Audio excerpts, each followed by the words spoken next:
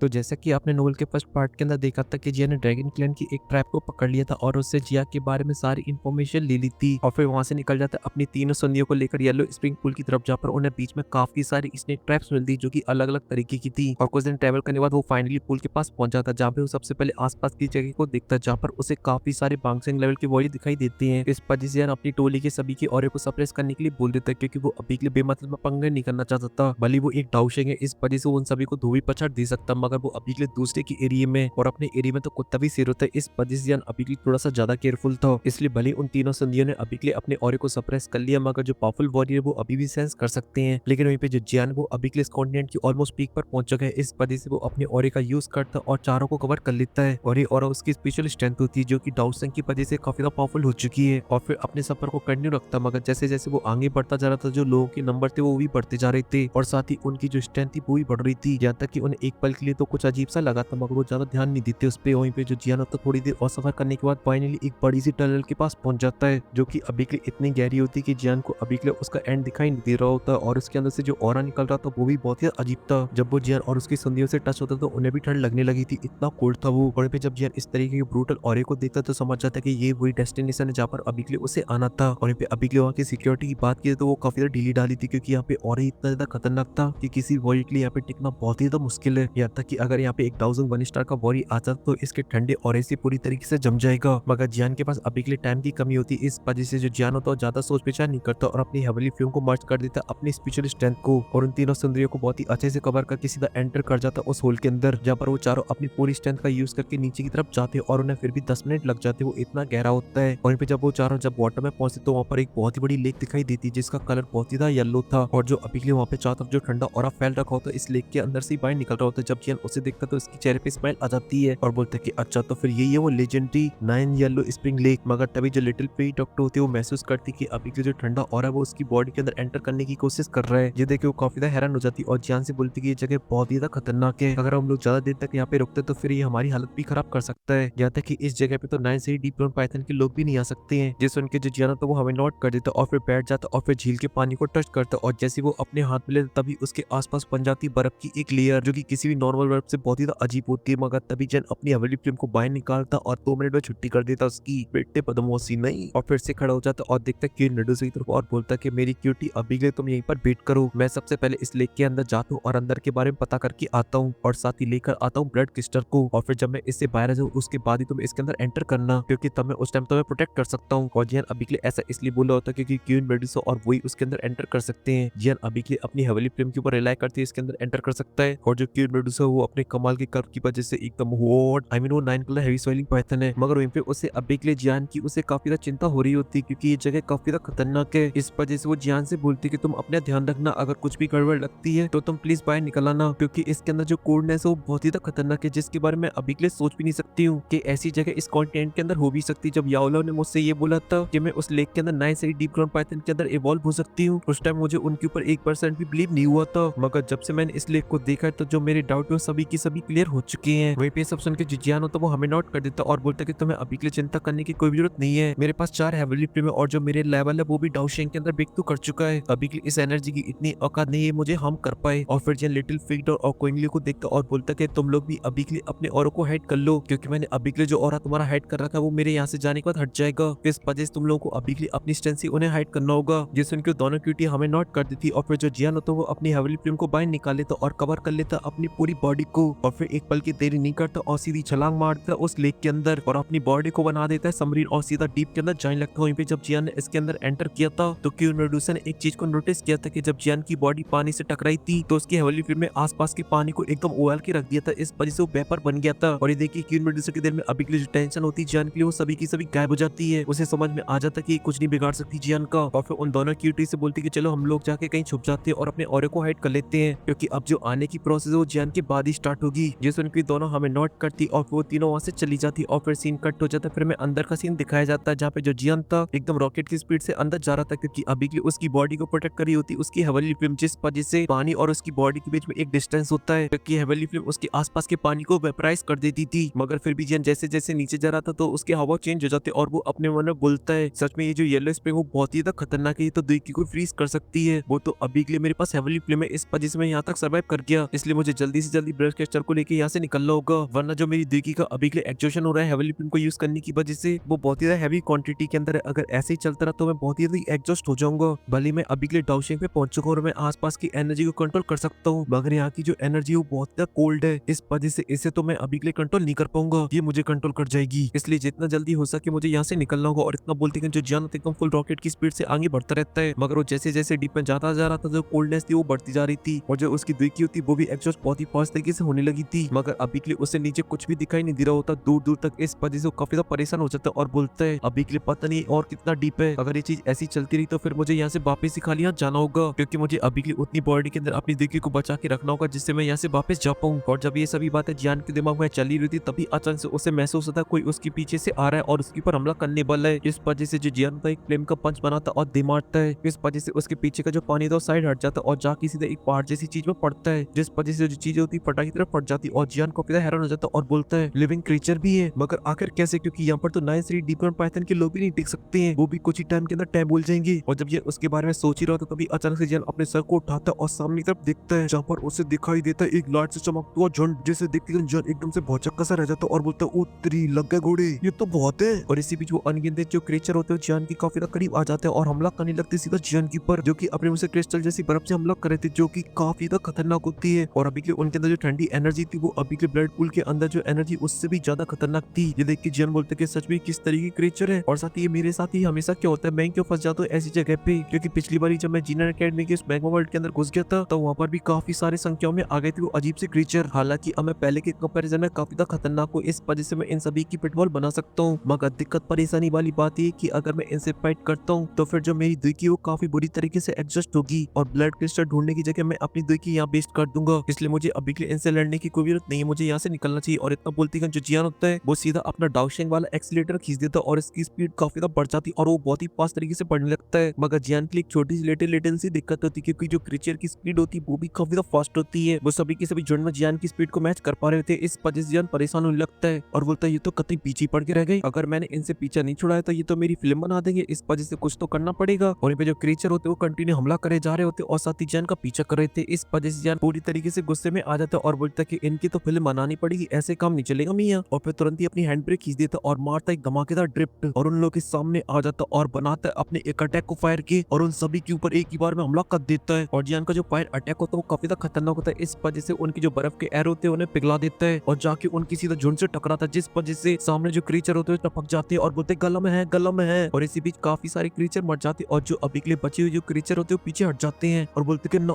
इसके पास नहीं जाना, ये बहुत खतरनाक है। जब ये फायर क्लस्टर बुझ जाएगा तभी हमला करेंगे हम। वहीं पे जो जियान होता है देखता कि अभी के लिए वो रुक चुके बीच में, इस वजह से जियान कहता है कि मैं सुमड़ी में यहाँ से निकल लेता हूँ। और जो जियान तो पतली गली में सच में वहाँ से निकल लेता और वो मैजिकल बीस्ट वहीं पे रह जाते हैं। और जब वहाँ से थोड़ी दूर निकल जाता तब वो गहरी सांस लेता और बोलते कि चलो बच गया। और साथ ही ये जो 9 येलो स्प्रिंग है वो भी काफी ज्यादा खतरनाक है, भले जो क्रीचर है वो ज्यादा पावरफुल नहीं है मगर उनके जो नंबर है वो बहुत ही ज्यादा खतरनाक है। और साथ ही जो उनके ब्लड एरोज है वो भी बहुत ही ज्यादा खतरनाक, अगर वो एरोज बांगशिंग के अंदर भी लग जाते तो बांगशिंग की भी पेटी पैक हो सकती है। इसलिए जल्दी जल्दी मुझे यहाँ के काम को खत्म करके यहाँ से निकलना चाहिए। और इतना बोलती कि जो जियान होता है वो डीप के अंदर चला जाता है और वो थोड़े से नीचे गया था तभी उसे एक लाइट चमकती दिखाई देती, इस वजह से जियान तुरंत ही उस जगह पे पहुंच जाता है और बोलता है कि मैं अभी के लिए ऑलरेडी काफी ज्यादा नीचे आ चुका हूँ, इस वजह से मुझे यहीं पे ब्लड क्रिस्टल को ढूंढना चाहिए, क्योंकि मुझे इस बात का डर है अगर मैं और भी ज्यादा नीचे जाता तो फिर मुझे लगता कि वही बटर स्कॉच बन जाएगी। और इतना बोलते हैं जिस जगह पे वो अभी के लिए रुका होता है वहीं पे ब्लड क्रिस्टल को ढूंढ लगता और काफी देर ढूंढने के बाद उसे कुछ भी नहीं मिलता है, इस वजह से जो जियान होता है उसका मुंह लटक जाता है और बोलता है कि यहाँ के जो अभी के लिए ब्लड क्रिस्टल है उन्हें क्या 9 पाइथन के लोगों ने निकाल लिया है, अगर ऐसा है तो फिर जो मेरी मेहनत है वो सबकी सब बर्बाद होगी। और अगर मुझे ब्लड क्रिस्टल चाहिए फिर तो फिर मुझे जिया बनना पड़ेगा, मतलब सीधा डाका डालना पड़ेगा मियां। और ये सही बात है, सोच सोच के जियान का दिमाग का फालूदा बन रहा होता तभी अचानक से उसकी कानों में एक आवाज आती है जो कि काफी लो थी और बोलती कि भैया बचा लो, अभी के लिए बहुत कष्ट में हूँ। ये सुनते जो जियान एकदम से फुल हैरान हो जाता और आ जाता है एकदम फाइटिंग पोजीशन में और बोलता है कौन बे सामड़िया, अभी के लिए आजा चुपचाप से अगर तेरी बम में दम है। और अपनी स्पिरिचुअल स्ट्रेंथ फैला के आसपास की जगह को स्कैन करने लगता है, मगर वहाँ पर उसे किसी का भी ऑरा सेंस नहीं होता है। और फिर थोड़ी देर और वेट करते हैं कहीं उसे आवाज सुनाई वगैरह दे जाए, मगर उसे कुछ भी सुनाई नहीं देता है। इस वजह से जियान बोलता है क्या मैं अभी के लिए सटिया चुका हूँ, आई मीन पगला चुका हूँ, ठंड की वजह से क्या मेरा दिमाग चमक गया है जो मुझे फालतू की आवाजें सुनाई दे रही है। और इस टाइम जो जियान होता है एकदम से फुल सीरियस होता है, मगर मैं बिल्कुल भी नहीं और पे जो जियान था वो इसलिए सीरियस था क्योंकि वो पहुंच चुका था डाउशेंग पे, इस वजह से वो बोलता कि फालतू के सपने वपने नहीं हो सकते हैं क्योंकि मैं हूँ सेंट ज़ाओयन। और इतना बोलती कि जो जियान होता है अपना एक फ्लेम का पंच बनाता और जो चीज चमक रही होती है उस पर दे मारता है, जिस वजह से चमकती हुई चीज होती है वो टूट जाती है और वहाँ पे दिखाई देती है जियान को एक बड़ी लोहे की चेन। ये देखिए जियान बोलता है उड़ी बाबा, और फिर जियान आसपास में 2-4 और पंच मारता है। इस वजह से वहाँ पे जियान को 3-4 चेनें और दिखाई देती हैं और बोलता है उत्तरी ये क्या हो रहा है। मगर तभी जो जियान उसको नोटिस करता है कि जो अभी के लिए जो सभी चेनें वो एक ही डायरेक्शन की तरफ जा रही हैं। इसी पर जियान उसी जगह को देखता है और देखते ही एकदम से हैरान, क्योंकि वहाँ पर उसे एक ताऊ दिखाई देता है जो कि पूरी तरीके से सूख चुका होता है। ऐसा लग रहा था कि हड्डियों के ऊपर किसी ने स्किन चिपका दी है। मगर तभी जब उसके ऑरा को सेंस करता है और एकदम से हैरान हो जाता है और बोलता है इसका ऑरा तो बहुत ही ज्यादा खतरनाक है। ताऊ का लेवल कम से कम डाउशन की 2 या 3 स्टार तक रहा होगा। मगर अभी के लिए सोचने की बात ये है कि इसे यहाँ पे चेन से क्यों बांध रखा है। और जब जियान ये सभी सोच ही रहा होता तभी जो ताऊ होता है वो अपनी आंखें खोले तो और बोलता है वीडियो को लाइक करो, चैनल को सब्सक्राइब करो, और जो अभी के लिए बड़ी वीडियो बनाने वाला ऑफर है वो अभी भी वैलिड है। अगर इस वीडियो पे हो जाते 6K लाइक तो आपको मिलेगी 20 मिनट की वीडियो। लाइक करो, क्योंकि भाइयों अपना जो प्यार है ना वो वन साइडेड नहीं होना चाहिए, दोनों तरफ से मिलना चाहिए, इस वजह से लाइक करो।